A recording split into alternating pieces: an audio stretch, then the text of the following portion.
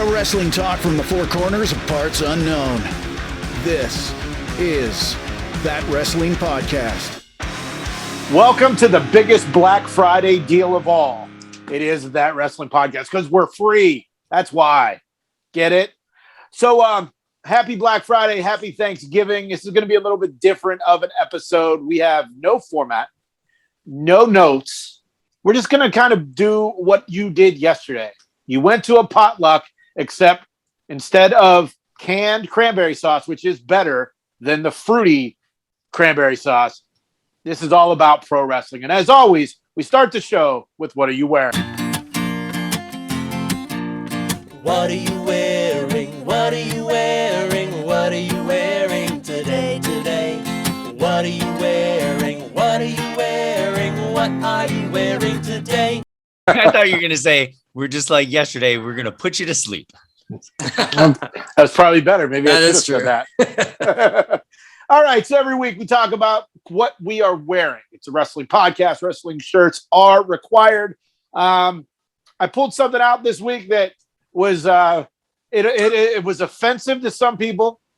It was very funny to other people like me. And it is the John Morrison America's Most Wanted shirt. And, you know, it looks like a penis ejaculating. I mean, looking at it today, I was like, oh, yeah, I guess it is kind of offensive. So I don't know if this will be worn out in public later today to the grocery store or if, or shopping. But, yeah, America's Most Wanted to John Morrison. Go ahead, Brian. Shout out to John Morrison. How do you follow that? So since we are talking Survivor Series, I pulled out my Mr. Perfect shirt. It's part of one of my favorite Survivor Series angles, which we'll get into later. Kevin? Yeah, I Survivor Series was in New York. Raw was in New York. I just was in New York, and I bought a $5 I Love New York shirt on the street. And I thought since today was going to be New York related heavy, I kind of wanted to wear it. So, all right, and Joe. I'll allow it. It's funny you said you thought it was going to be New York heavy when Jason already said there's no format for today. So what were you thinking? I went with the Survivor Series. I bought this shirt at Survivor Series 99, the original Chris Jericho Y2J shirt. I had that at one time. It actually still has the on the back the WWF.com advertisement. You could probably make a lot of money off that shirt, Joe. Yeah, I don't want to sell it. Nope. Good. Keeping it for myself. Now, maybe you could sell your wife's Triple H jersey that you wore a couple weeks back. Still mine. Because you were wearing it doesn't make it yours, Joe. So Survivor Series was over the weekend. And for me personally, I thought it was a really good card with the exception of the Women's Survivor Series team match. That was the one that the crowd tried to hijack. I believe there's some CM Punk chants. Yep. I thought I heard AEW, and they did the wave, which kind of is shitty because New York sucks. Is that shirt available on the street in New York, Kevin? Did you see a New York sucks shirt? No. Must have been all sold out. Must have, yeah. Odd item. So what do you guys think of Survivor Series, Kevin? I thought, excuse me. See, I don't mind the wave in the crowd. That's the one thing I don't mind. That just it's having fun, kind of. You know, you're in the moment, big show. But I thought the men's match was fun. I thought Charlotte versus Becky. Brian, I'll let you get into some attire that was worn, but I thought the match was really good. It kind of protected both as being heels, right? And Becky's trying so hard to be a heel. So the finish, I thought, you know, of her winning on the ropes, of what Charlotte tried to do earlier in the match, I thought it worked great. Next night, Becky's on the mic, you know, trying to just be such a heel, and it's not working, but they're not going to give up on that. I thought Big E Roman ended the way it truly should have. With Roman winning. Very disappointed. The Rock didn't come out. I know I'm kind of just going through almost like every match, but overall for a pay-per-view, I thought it was better than I thought it was going to be. I was pleasantly surprised. For some reason, I was just waiting to be underwhelmed. I think, over the whole, course of the show. But I left with a good taste in my mouth. I thought that was pretty good. Yeah. Thanks for your review for the entire show. We'll talk to you next week. No. Becky and Charlotte was awesome. Absolutely awesome. It delivered in every category. And I'm surprised, Kevin, you're letting Brian critique the outfits, because that's normally your thing. The reason why is because he had a really good tweet on it of what Becky wore in relation to something else, and I'll say pop history. WWE is part of the pop culture. Brian, what was that? Well, what's crazy is, Brian, you don't even like the Marvel movies to know that's what Scarlet Witch inspired. Right, I did. I still don't know that, but I initially I saw the red outfit. And I thought of Britney Spears' "Oops, I Did It Again" video. So that's what I did, like a side by side in the tweet. Hell of an outfit. I mean, both women looked fantastic, but Becky's, I was like, Mamma Mia, Becky. Okay. A lot of ass. A lot of ass. Admittedly so. The match was fantastic, though. Brian should have wore that America's Most Moist Wanted shirt after seeing that. Oh, baby. Anyway, that match was great. You can tell there's animosity there. I don't know if any of you guys saw the interviews after that they did on their social media or with Ariel Helwani.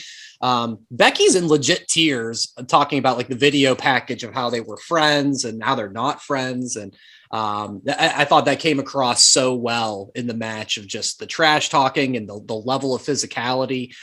That did it for me. That was great. And admittedly, my Steelers were on, and I swear it was just poorly timed. Literally, every commercial break when I'd mute the Steelers game, unmute Survivor Series, it would be in between a match. So it was I'm they're getting a promo for the shop.com and all this stuff. Lesson learned. It was a mess, but I'm with you, Kev. I'm pissed that The Rock didn't show up.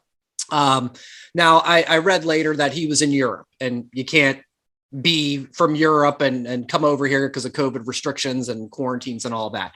However, they should have done some sort of video, some sort of something on the Tron.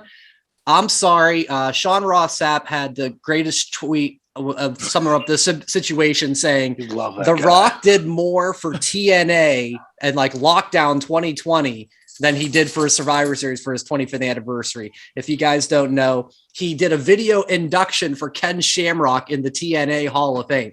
They couldn't even get him to do that. They just ran the best of clips the whole time. That was a major, major disappointment for me. Well, they mentioned an egg. I know the egg. I was sucked in. I'm he's gonna be mad about the egg. We'll get that. Okay. I love the idiots on Twitter that were so bent out of shape because The Rock wasn't there. He was never promised to be there. He was never advertised. But it was to celebrate. They celebrated him throughout the entire night. Go ahead, Joe. And look at it, Jason. You and I both said last week, we're not going to expect The Rock here. So we're just sitting back cool as a cucumber while these two are just so upset. The Rock wasn't there. The Rock never said he was going to be. Well, what was the point then? It was to celebrate the 25th anniversary of his debut. That was it was no one be there. Red notice. No one be honest. Right. He's got that Netflix money. He got that Netflix money. That's what that's all about. Batista didn't show up to the zombie match this summer when they were promoting his movie. No, because they were promoting Batista's 15th anniversary of his debut at Backlash or whatever, right? So this was New York City where he made his debut. 25 years on the card that he made his debut on. Right. Same city though. On the same show. Manhattan, Brooklyn. Oh, is it still New York? Philadelphia and Pittsburgh are the same town too. Come on. 5 boroughs, brother. It's all the same family, right? I'm sorry. That's Kevin. He loves New York. You know what? It's only a bridge separation. I'm with Brian. All right. Here's what I would have liked to have seen. You guys remember when Chris Jericho had the video in New Japan challenging Kenny Omega, and the lights went out, and everybody went, "Holy shit! There's Jericho." Give me the lights go out. Give me The Rock on the fucking Tron saying, "Roman, you ain't the head of the table. I'll see you down the road at Mania," or something like that. And then boom, I'm fine. But nothing was a big disappointment.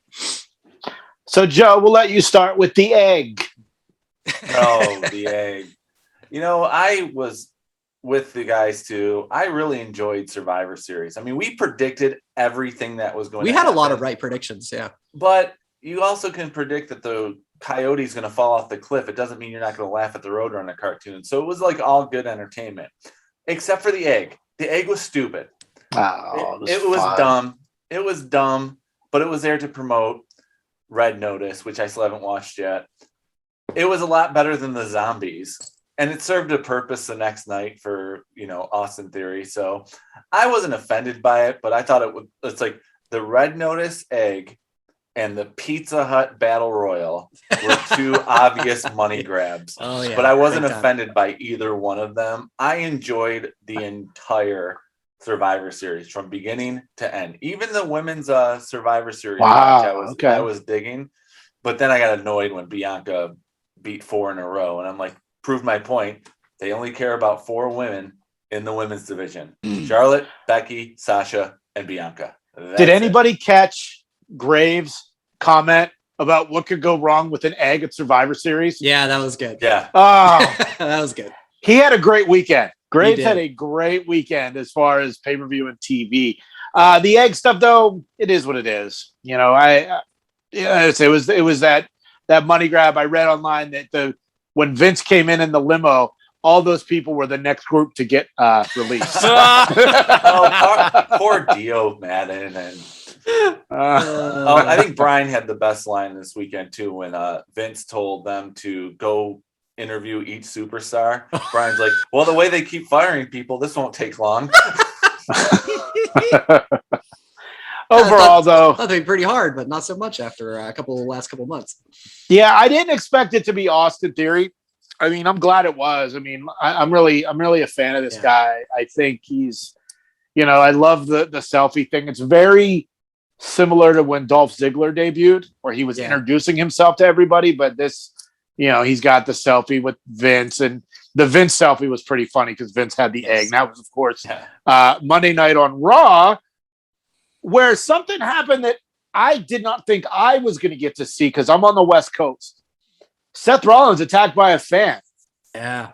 Kevin, you've been our investigative reporter, our guy in the streets. Yeah. What can you tell us about this whole situation? I thought you were actually going to say you didn't, or you weren't going to get the opportunity to see Dana Brooke win the 24/7 championship. I know you're really high on Dana Brooke. I enjoy Dana Brooke. I'm glad she got the gold. But Corey Graves saying that she'll probably lose it by the end of the night. He had a great weekend. Weekend. The other line he had on that, he goes like, I kind of feel like I had something to do with this. It's like responsible for that. I want to see Corey Graves and Pat McAfee as a team. Those two were playing well off each other. So good. So great. Some people think McAfee and Graves might have a match in the future. Wow. Yeah, of course. I know Graves is very interested in what he's planting seeds of saying he's interested in getting back in the ring. So, hey, if Edge can come back, Daniel Bryan can come back, Bryan Danielson. But if they can come back from those injuries, perfect. Doctors do wonderful things now. I know Graves from the Pittsburgh Indies. He was Sterling James Keenan. He was awesome back then. So I can only imagine what he would be like now. With the WWE style and everything.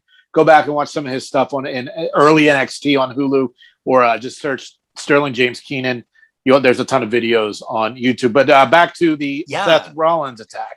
So it was I was a little bit behind when Brian texted. I literally just saw it, and he's like, "Make sure you guys catch the end of the match because sometimes we're playing catch up. We fast forward sometimes. So it's like, I thankfully saw it as a blip and then it wildfire on social media. If you don't know what I'm talking about, 24-year-old Eliza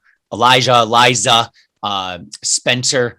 I thought originally he jumped the barricade, but then there's an alternate video, which I sent to Brian earlier. Cause Jay, you said you didn't want to be a spoil, but I'll send it right after we record. You actually see him going out more towards the entrance ramp, running like, I would clock it in, I don't know, 15, 20 miles an hour. Dude looks like he's He's going after a running back. I mean, he's going full Usain Bolt ledge, and like, you know, and then we see him like go down low and attack Rollins. People are giving Rollins shade online because there's like, oh, he put him in a headlock. The dude definitely. I tried to find if he's kind of how can I put it, mentally challenged, right. Because there's just something not extremely right. Because did you guys all see the video when he got released from jail?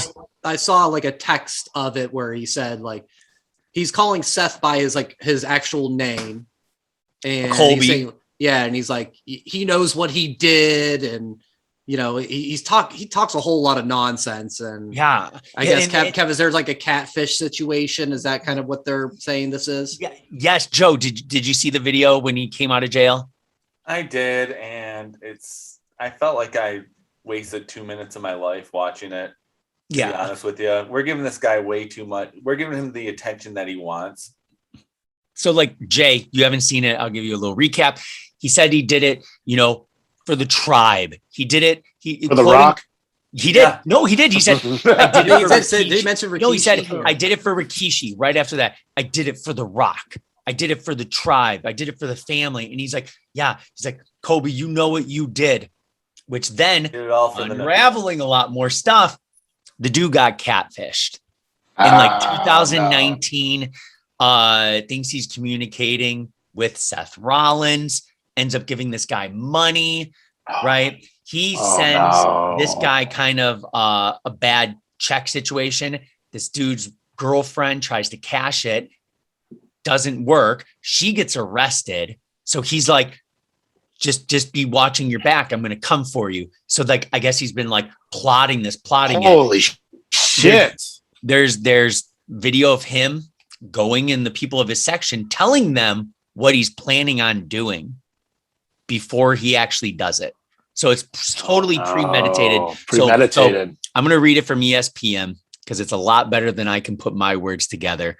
According to ESPN, 24-year-old Elijah Spencer, because he was arrested Monday night and charged with attempted assault and attempted violation of arts and cultural affairs, basically disrupting a live sporting event. But then, he gets out of jail and instantly Instagram live.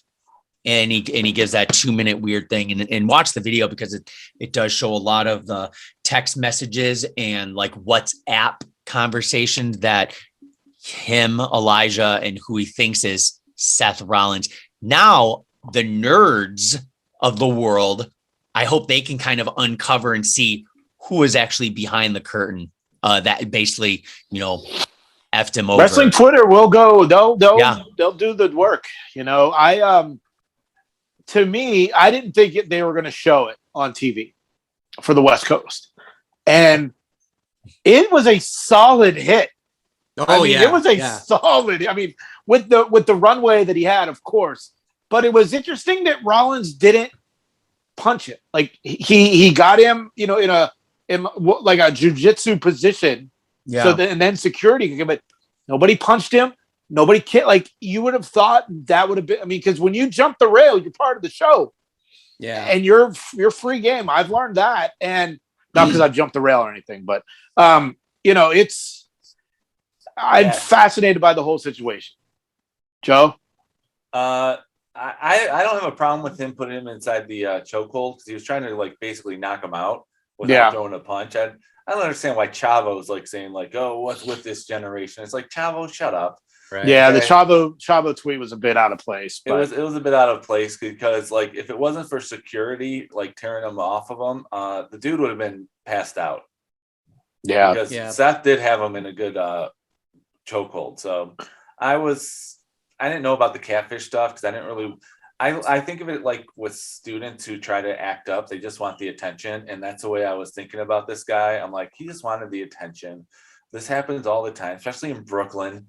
So let's just be done with it. But I'm kind of glad Kevin did a little bit of a background of it. So hopefully he does get what's coming to him in terms of like, you know, good legally, yes. We're not promoting violence against anybody.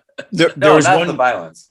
There's one really funny thing at the end because, you know, Seth came out go ringside during the championship match, and he comes out and he's doing the whole like, ooh, playing off it a little bit. Good sport. Seth and is on a roll.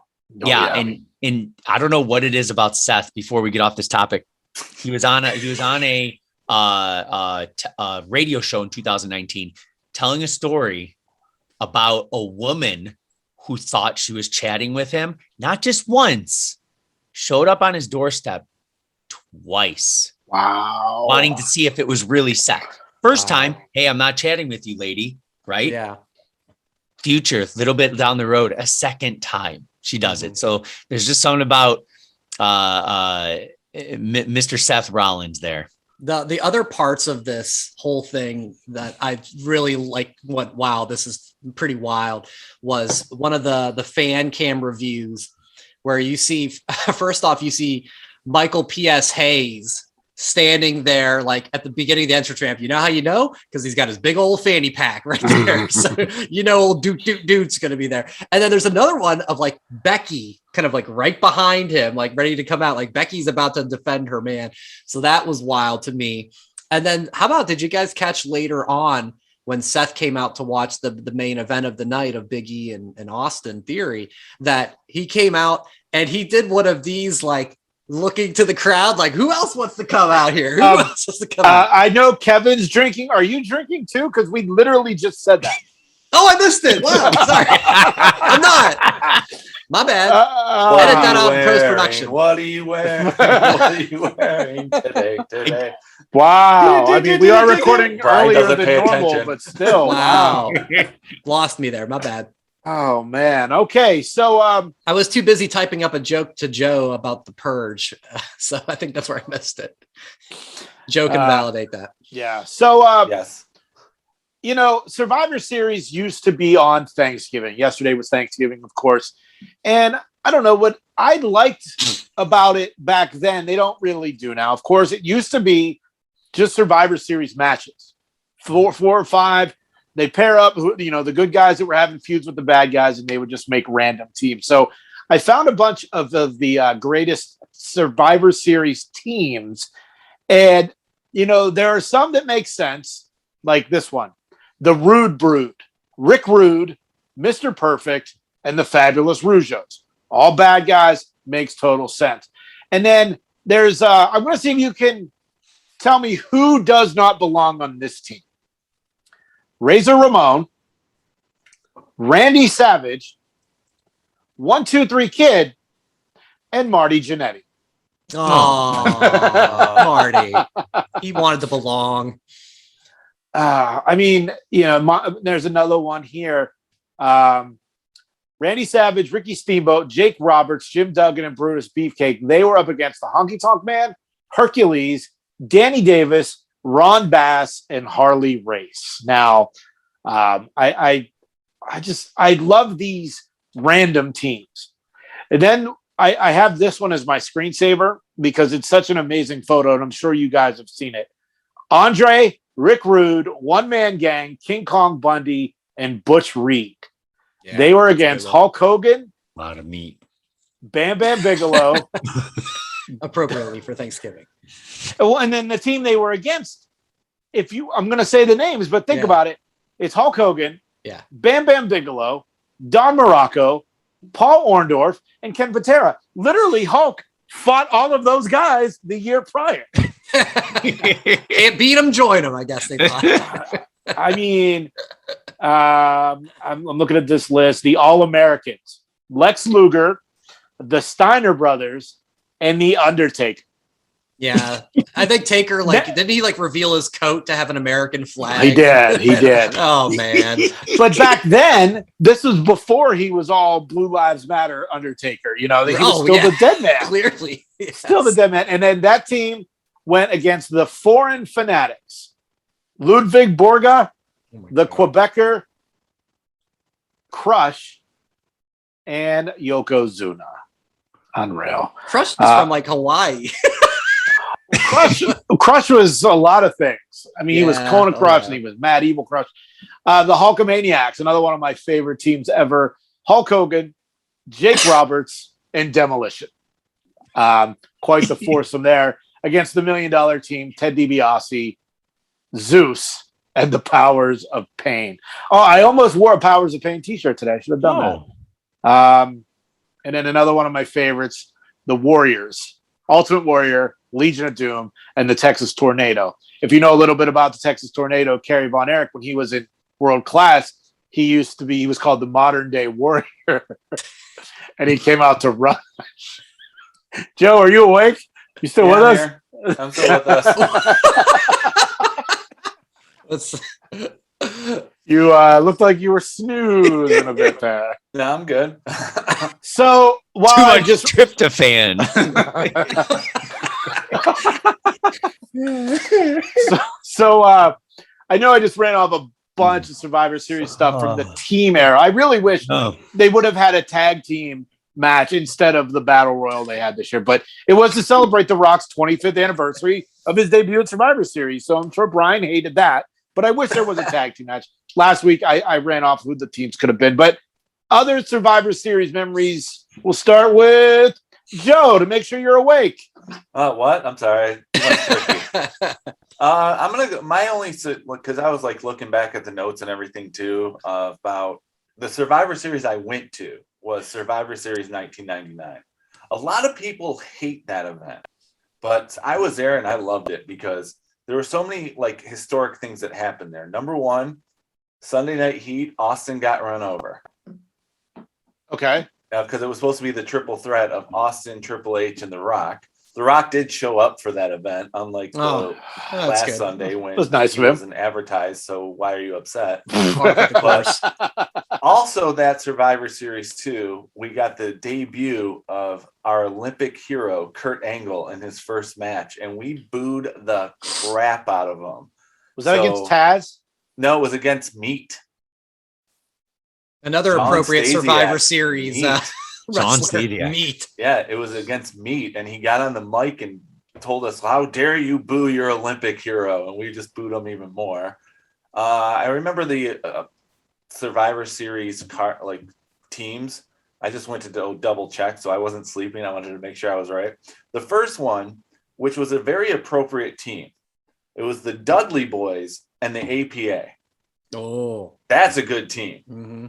Against Which Don't Belong, The Godfather, D'Lo Brown in an afro and 70s gear, dressed like a pimp, followed by the Headbangers.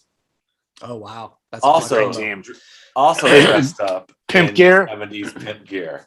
Oh, yes. wow. So the APA and the Dudleys took care of them. As and was we the had style Al Snow and Mankind versus the New Age Outlaws. We had it was supposed to be Big Show with a bunch of jobbers. I don't remember because it doesn't matter. He beat them all up to face the Big Boss Man, Viscera, and like Midian, and destroyed all of them in a 4-on-1 match. And then Big Show comes out later to cover for Austin and ends up winning the WWF Championship. Also had Chris Jericho in his first Intercontinental Championship match against China, and he lost. I remember that. The crowd was pissed. We were booing like nonstop after that because it wasn't anything against China. We just all wanted Jericho to win. And basically it was an event where everyone thought it was it was the end of Russo. So it still had his fingerprints on it, but I enjoyed it. I had a great time with the entire event. So that's my Survivor Series memory, is the one that I actually went to. Joe's like, Jericho lost, and all I got was a stinking Y2J t-shirt, which I still have. which you still have. Cheers. That's great. And there was a huge, I remember in my section, there was a huge chant going on in the main event. We were chanting, "Who's getting screwed?" Because it was 97 was Brett. The next year was The Rock, who did show up at that one as well. And we all were only his expecting a 12-year screw job. anniversary. Yeah, I am. I've never been to a Survivor Series. I could have went to the one a couple of years ago when it was supposed to be Becky and Ronda, and then it ended up being Ronda and Charlotte. But I was a day before hip replacement surgery, so I was not really in the mood to go to Survivor Series. Brian, have you been to a Survivor Series? No, sir. No, sir. But some of my other favorite memories of that was another Joe Louis Arena show, Joe, 91, Taker over Hogan. And this was the time when I was getting to be done with Hogan, right? Like he had just won the title back from Sergeant Slaughter, and I was starting to be over him. So I thought that was really cool. Flair slid the chair underneath Tombstone, and that Taker won the belt. And of course, everything flipped to Tuesday in Texas pay-per-view like a week later.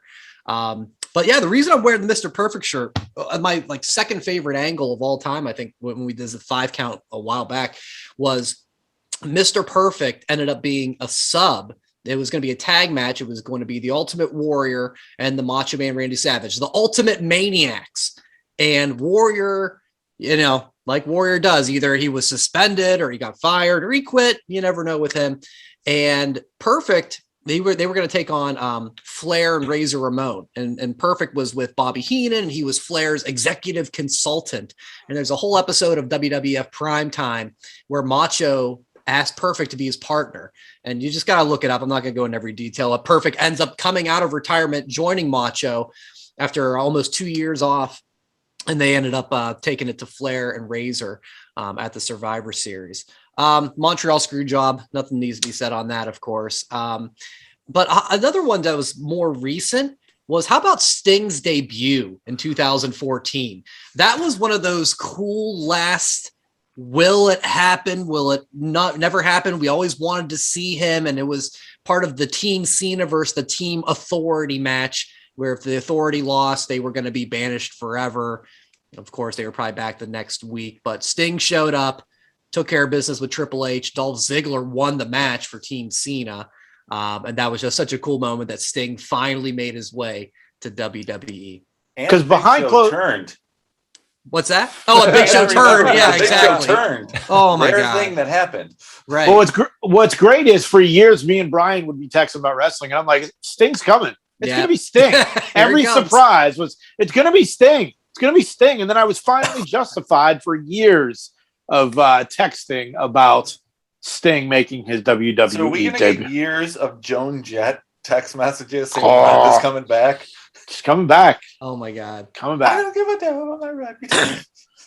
Go ahead, Kevin. Any Yeah, I remember Brian mentioned the Undertaker beating Hogan 91. I remember your memories, not Brian's. No, but it was one that still lasted, because I remember we got the pay-per-view, and at that point, I was still pro Hogan, everything. I was only 10. And I remember I was so bummed because Undertaker, won, and how can you dare take the championship off Hulk? Shield debuted back in the day, a couple years ago. Well, actually, when was that?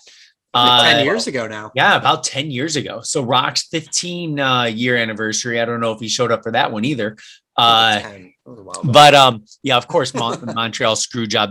That's when I think of Survivor Series, that's the first thing that pops in my mind. Not necessarily the best outcome, but there's just been a lot of memorable matches, memorable things that happened throughout the years. And I know we always say it when we were younger, going to Mammoth Video or Blockbuster and not seeing all the Survivor Series, growing up, and you just see the covers of the VHS tapes where you have like all the guys on one side or all the guys on the other side going against each other. And that would be like, ooh, I want to get this one because that matchup looks pretty cool. So were you guys into the NWA or WCW like Starrcade? Because Starrcade was their WrestleMania, and that was a Thanksgiving night tradition for years. For me, I went to the Civic Arena in Pittsburgh for closed circuit TV for Starrcade 86, Night of the Skywalkers. It was a scaffold match, the Road Warriors against the Midnight Express. And that's the one where Jim Cornette flung from underneath and then fell and broke both of his legs. Right. I was big into NWA. I love the Four Horsemen. And, while it wasn't live, it was on closed circuit TV, which was super cool. Any of you were you guys into WCW, NWA, Starrcade, anything, or was it just me? I'm older. Starrcade's more when I was in high school. Yeah, that was the big thing. Not growing 97, up. 97, right? Yeah. Hogan Sting, the whole NWO story. That was the one like I actually did order and everything with that. Yeah, I thought that was a great build. Obviously, it was a year plus of Sting just hanging out and NWO running roughshod. But if you're ever bored, go to Peacock and go to some of those early Starcades. A Flair for the Gold, Ric Flair and Harley Race in a steel cage. The Dusty Rhodes, Magnum TAs, Nikita Koloffs. I mean, Tully Blanchard, Arn Anderson back when they were relevant, unlike they are now. Go check out some early Starcades. Now, we had talked about this show being a little bit of a potluck, kind of just whatever. It's not the typical thing.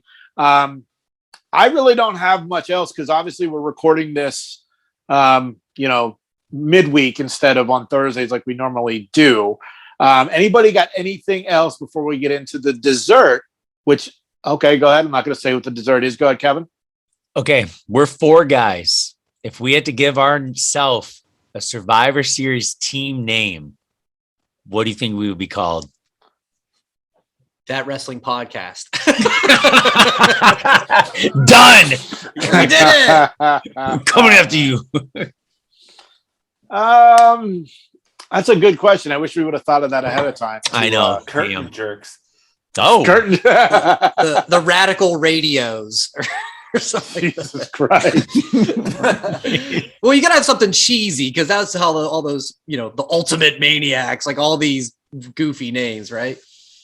The rude Pods and Rods. What? New team, who dis? new team, who dis? Pods and Rods. Submit your Survivor Series team name for us at whatever our email is. Seriously, take it away, Jason. Whatever. The dessert for this episode, the NFL picks. What happened last week? Are D's nuts? By planners. These nuts in your mouth. Salty. Chewy. Did you do the NFL picks? I don't even. Yes. The picks. Yes. I think we're tied again. That's all right. Like I said, we're not really super prepared, but no. I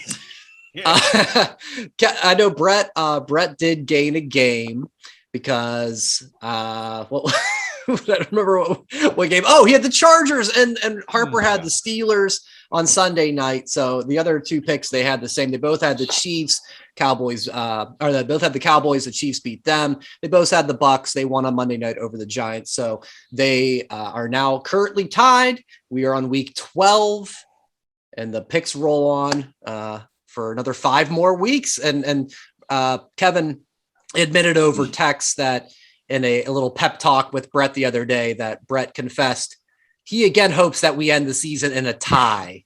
And Kevin, do you want to share what our plan is? If there is a tie, we have a game plan for how we pay off the bet. So if it does come with the tie at the end, Brian and I will each not buy each other. We'll buy a community 6-packs. We'll have 12 total beers. Then we're just going to make a 12 beer flight. And maybe it'll be a special for That Wrestling Podcast because after that, I'll be. You need to film that shit. Mm-hmm. You need to film that shit. So Brian at the end will be like, "Do you remember when Seth was going to the crowd going, what? I can't believe Rock didn't show up at Survivor Series. My God. I don't care what they say. He was supposed to be there." I wasn't listening. Joe fell asleep. Kevin doesn't have a wrestling shirt on. I don't care what you say. And Jason doesn't have a format. So this one is a banner episode for sure. Off the rails. Don't forget, pick up your That Wrestling Podcast shirts at whatamaneuver.net. The wrestling fan on your Christmas list will love them. Hoodies, long sleeves, short sleeves, tanks that make you buff. Right, Kevin? Yes. That's the stuff. Whatamaneuver.net. Just search for That Wrestling Podcast. Everything else at That Wrestle Pod. Hope you get all the TVs and video games and everything else you want at low prices this weekend. We'll talk to you next week. Hopefully better prepared on That Wrestling Podcast. Thanks for listening. Follow That WrestlePod on Instagram, Twitter, Facebook, and YouTube.